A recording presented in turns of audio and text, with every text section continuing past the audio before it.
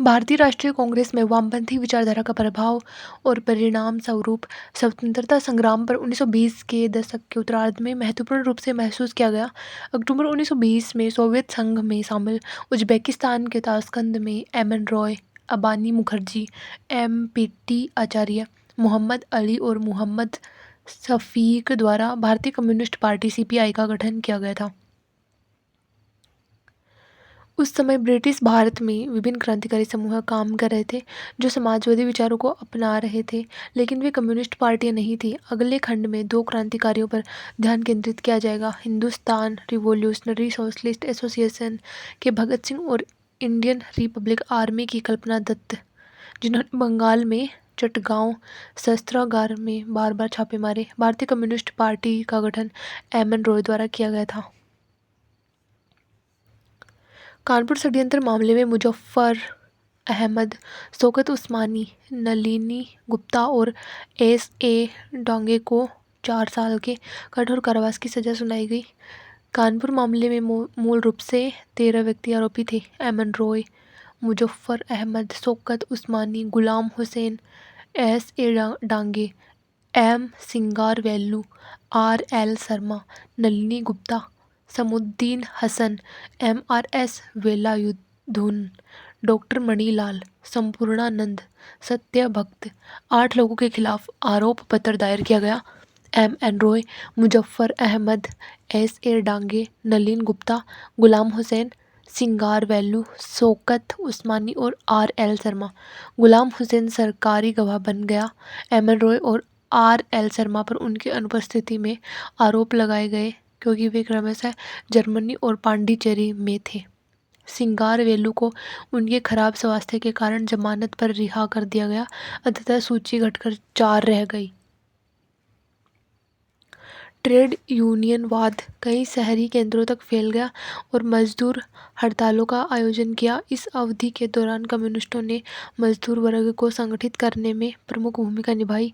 फरवरी और सितंबर 1927 में Kharagpur railway workshop की हड़ताल, जनवरी और जुलाई 1928 के बीच लिलुआ रेल वर्कशॉप की हड़ताल, 1928 में कलकत्ता में सफाई कर्मियों की हड़ताल, जुलाई-अगस्त 1929 के दौरान बंगाल में जूट मिलों में कई हड़तालें, जुलाई 1928 में तिरुचिरापल्ली में दक्षिण भारतीय रेलवे की गोल्डन रॉक वर्कशॉप की हड़ताल, अप्रैल 1928 में बॉम्बे में कपड़ा मजदूरों की हड़ताल कुछ ऐसी हड़तालें हैं जिनका उल्लेख किया जाना चाहिए।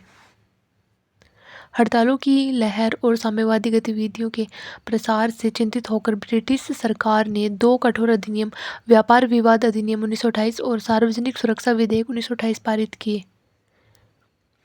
कट्टरपंथी आंदोलन को खत्म करने के लिए दृढ़ संकल्प सरकार ने कई दमनकारी उपायों का सहारा लिया। उन्होंने ब्रिटिश भारत के विभिन्न हिस्सों जैसे बम्बई, कलकत्ता, पंजाब, पूना, संयुक्त प्रांत से कम्युनिस्ट पार्टी के 32 प्रमुख कार्यकर्ताओं को गिरफ्तार किया। उनमें से अधिकांश ट्रेड यूनियन कार्यकर्ता थे, हालांकि सभी भारतीय कम्युनिस्ट पार्टी के सदस्य नहीं थे। इनमें से कम 8 लोग भारतीय राष्ट्रीय कांग्रेस के थे।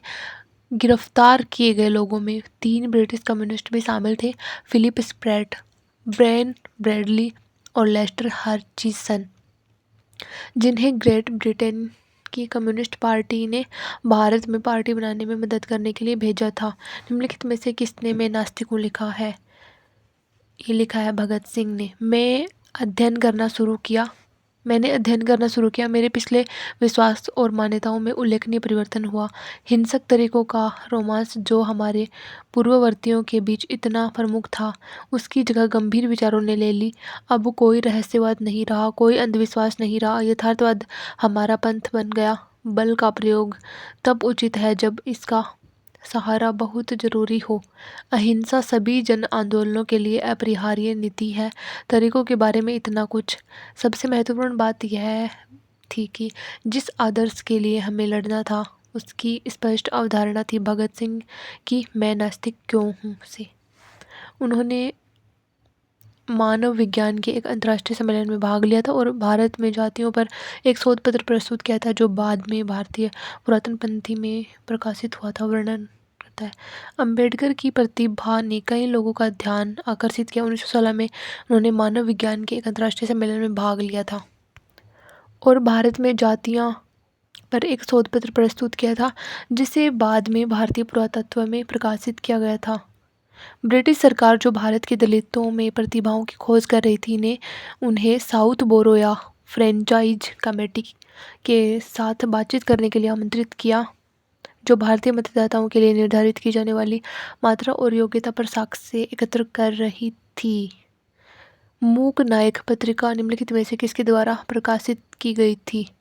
भीमराव अम्बेडकर के द्वारा। अम्बेडकर ने समाचार पत्रिकाएं और संगठन शुरू किए। मूक नायक गूंगे लोगों का नेता, उनके विचारों को व्यक्त करने वाली पत्रिका थी। और बहिष्कृत हितकारिणी सभा, बहिष्कृतों के कल्याण के लिए संघ ने उनकी गतिविधियों का नेतृत्व किया।